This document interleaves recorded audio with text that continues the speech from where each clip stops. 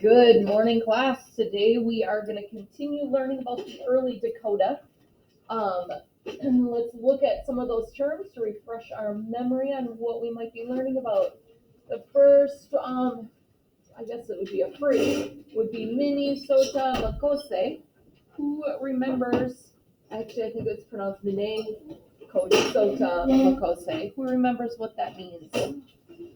Paul? Land where the waters are so clear or something. Yeah, land where the waters are so clear it reflects the sky. So when you're looking out at the lake, you can look down and you'll see the clouds or the sun or the moon reflected in that sky. Teepee. What is a teepee, Mia?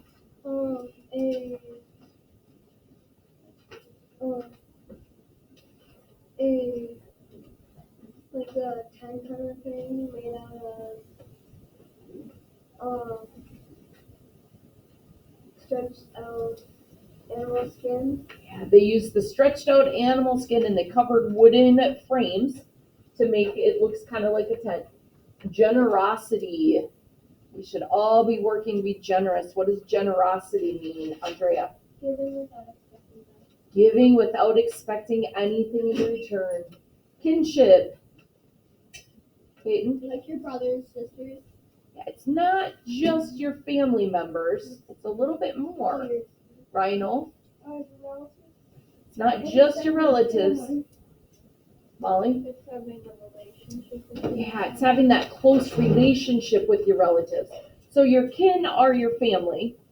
The kinship is when you have a close relationship with them. Extended family. Paul?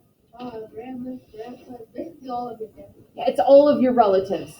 So it's not just your immediate family with your mom, dad, brother, sister. It's the grandparents, the aunts, the uncles, the cousins, all of that extended family.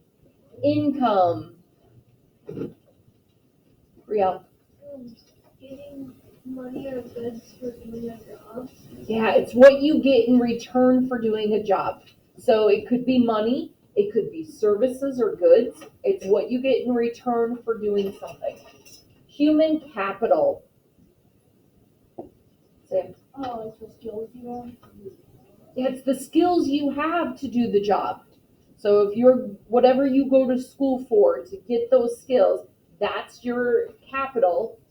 That's going to help you get the income. Respect. Mia. It's is a expression of courtesy and consideration. Yeah, it's showing that courtesy and consideration to others, giving them respect. That's how we should be behaving ourselves. So we can learn this from the early Dakota. The generosity, the respect, those are all things that we still want to be behaving like today. All right, let's look at page 33. We talked yesterday about how their oral history was passed down from their stories that they told. And there are lessons that can be learned in the stories that they shared. So they would sit around and hear stories and learn from it. So page 33, a visit with the storyteller. It is the middle of winter, the time of year that the Dakota call the hard moon, or Wichi, or Witehiwi. Witehiwi. It is very cold and the snow is deep. The ice on the lake shifts, thunders, and echoes. Inside the storyteller's teepee, however, it is warm and cozy. A log fire is burning in the middle. It provides warmth and light. The smoke escapes through an opening at the top of the teepee. So get that picture in your mind. There's a fire in the middle and everybody's sitting around that warm, cozy fire. Kind of like when you're at a campfire and somebody tells a story at the campfire. It's a similar idea. 5 children in buffalo robes have gathered around the fire. They have brought gifts of food. Now they are eagerly waiting to hear from the storyteller, who is both a teacher and an entertainer. On this cold evening, she will treat the children to a tale about 2 familiar animals. The Badger and the Bear. A family of badgers lived in a comfortable little house under a hill. One day a visitor appeared at the badger family's door. It was a large black bear. He looked very hungry. The badger children were afraid, but the parents were not. They welcomed the stranger inside and invited him to take a seat. The mother cooked a thick slice of deer meat called venison and offered it to the guest. The bear devoured the meat. When he was done, he ambled away without a word. The next day the bear returned. Again the badgers invited him in and fed him. The bear came back every day for many weeks. Each time the badgers welcomed him with smiles and open arms. Then one day the bear showed up at the badger's door with his family. In a gruff voice he ordered the badgers to leave the house so that his family could move in. The badgers knew they could not argue with the bear. They cried as they left their cozy home. That night they slept cold and hungry under a great rock. After several nights with no food, the father badger returned to the den to beg the bear for a few pieces of meat. "I would not trouble you," he said, "but my little folks are starving." The bear just laughed at the badger and told him to go away. Finally, a powerful being known as the Avenger learned of the badger's troubles. He headed for the den to teach the bear a lesson. When the bear saw the Avenger approaching, he shook with fear. He fled the house with his family, never to return. When the bear family was gone, the badgers moved back into their little home. Their troubles were over. So let's look at these pictures that they have to go along with the story. There's a Dakota elder teaches children using stories. Dakota artist Oscar Howe painted this watercolor in 1951. Badgers can still be found in most areas of Minnesota, except the forests of the Northeast. This painting shows Dakota men hunting muskrats with spears in the winter. And look inside this teepee, photographed in the 1880s. Dakota families experienced many things together inside their teepees. Here is where they slept, told stories, and ate. When you stay in close quarters with family or friends, what rules are there for how to behave? So the close quarters means it's a small space. Has anybody ever been in a small space with their family? What kind of rules do you have when you're in that small space? Andrea?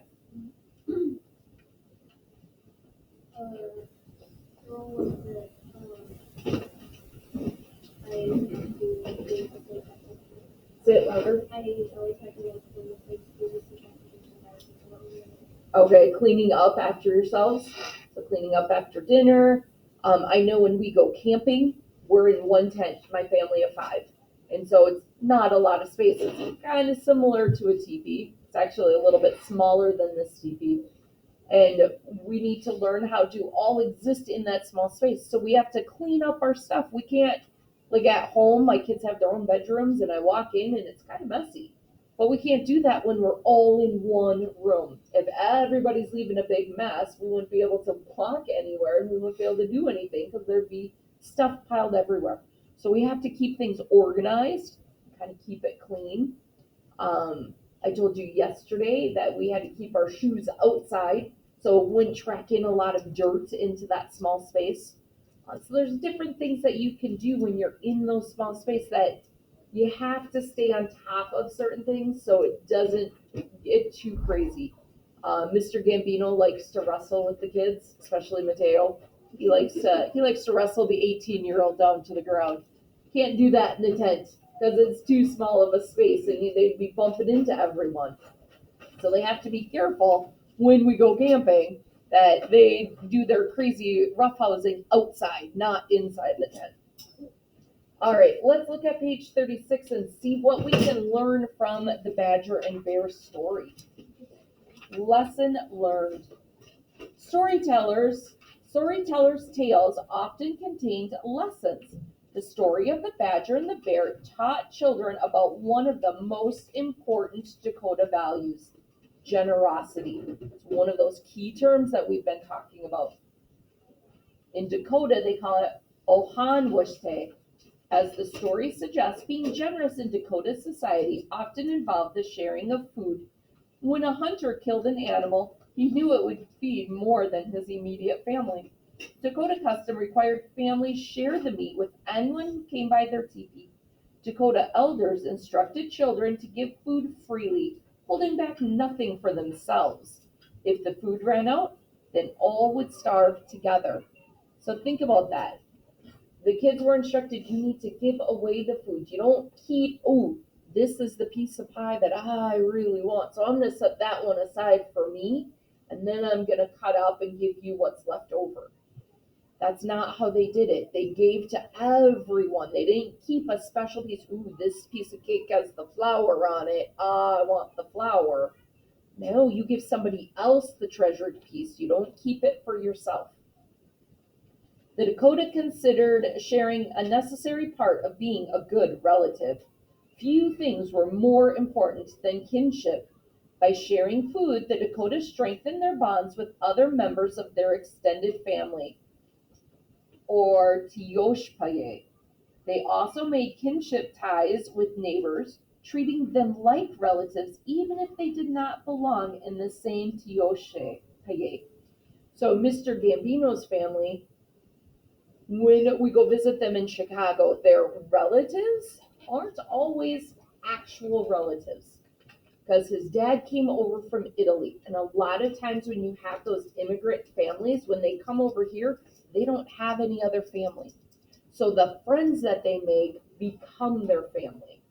So they develop these really close relationships with people because they might not have their parents with them. They left their families back in their homeland. So they develop relationships so they have people that are like grandparents. And then their kids call them their grandparents or their aunt and uncle or cousins.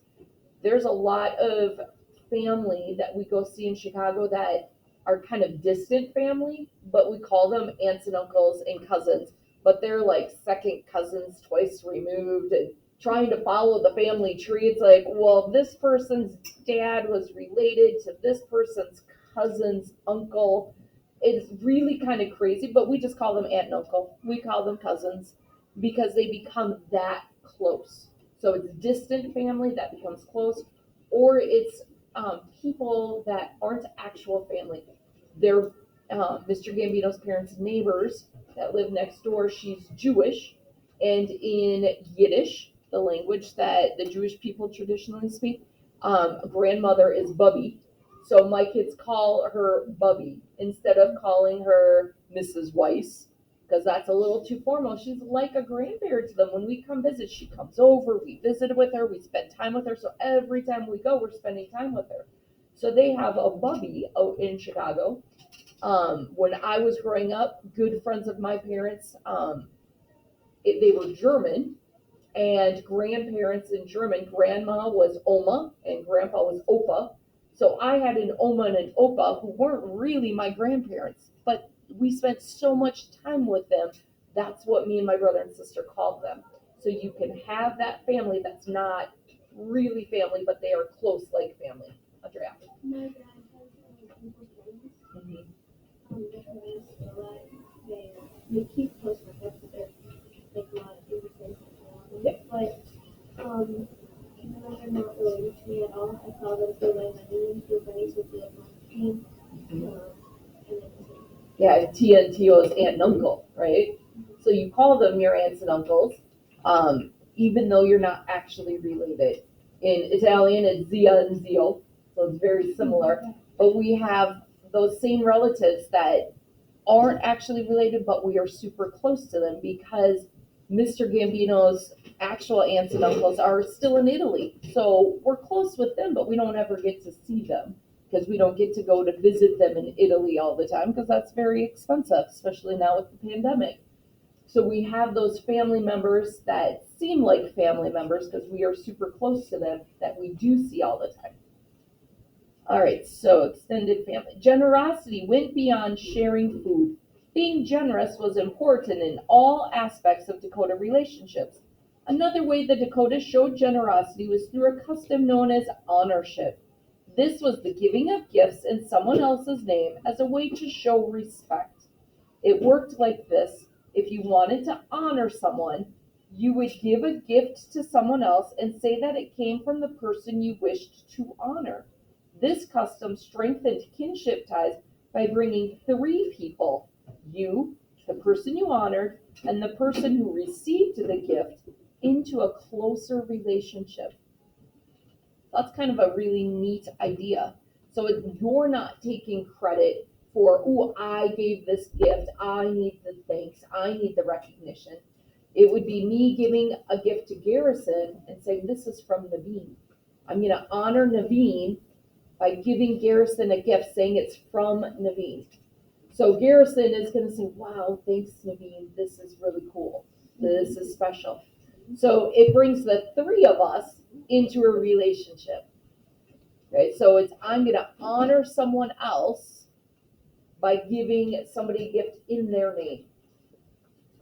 When the Dakota gave gifts, they often received gifts in return. They did not expect to receive something of equal value. For them, the value was in the act of giving. Dakota elders reminded children that it is better to give and have nothing left than to appear selfish. They believed that property comes back to those who let it go freely. So go ahead and give of your things and just know that you're going to get in return something even better. That feeling in your heart of knowing you did a good thing. And we call it paying it forward. Sometimes you give to someone else, and then sometime in the future, somebody gives to you. So you're paying it forward. So it's that same concept. I know I've gone through the drive-through line at McDonald's, and I've gone up to the window, and they'll say, oh, the person in front of you paid for your food.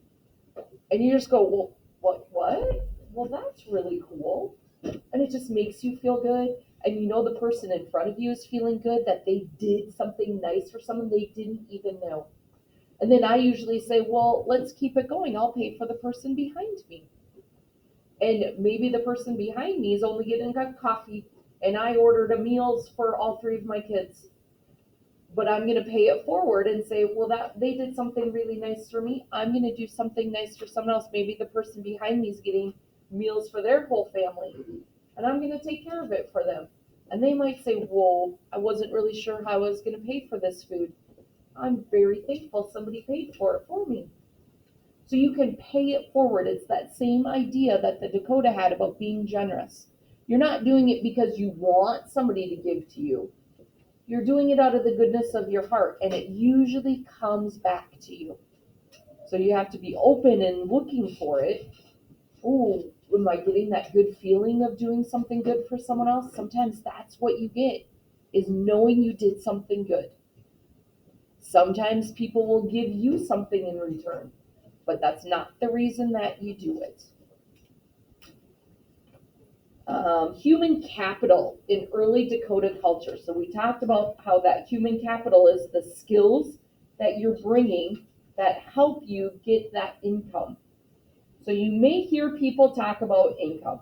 Most often, income describes the money or wages people earn for the work they do. Money is used to buy important things like food, clothing, and shelter. In order to earn money, people strive to improve their knowledge and skills to do their jobs better. Experts in economics refer to the job skills and knowledge of workers as human capital.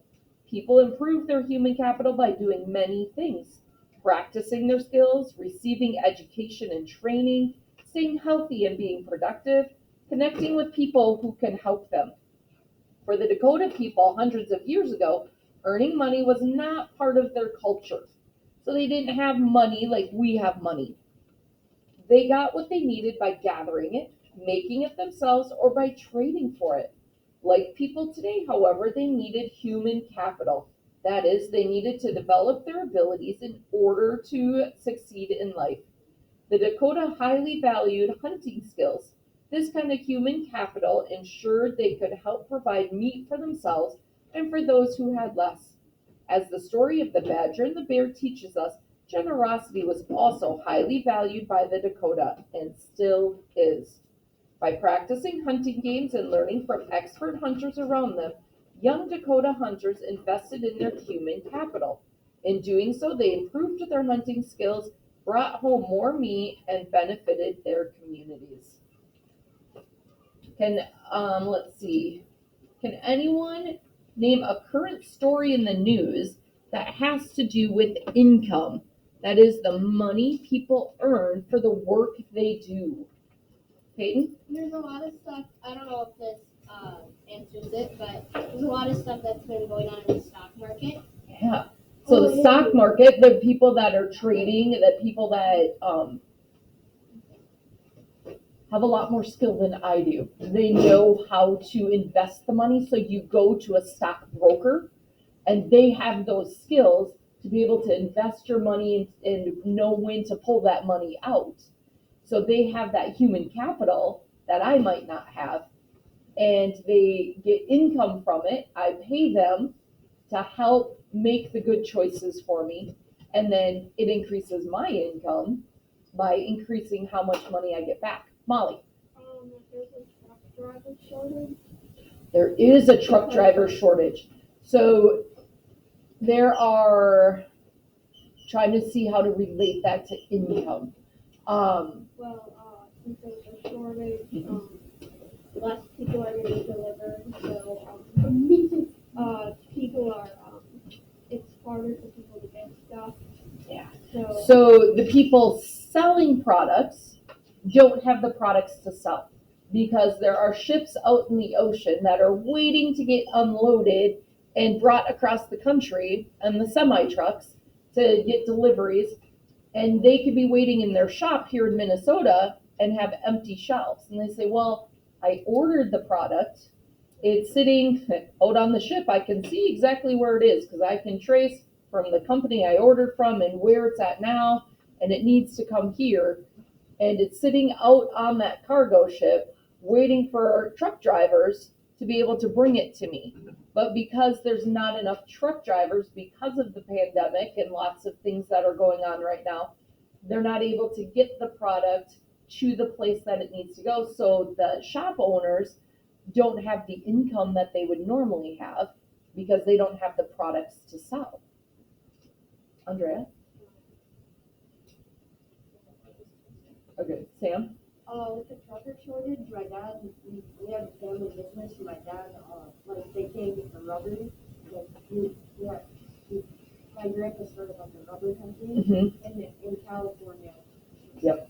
Yeah, it's a lot of stuff in the Pacific Ocean at California. They're not able to unload. So sometimes it's just a specific material that's needed. There's a chip shortage right now. And so it's hard to get like phones or to get cars.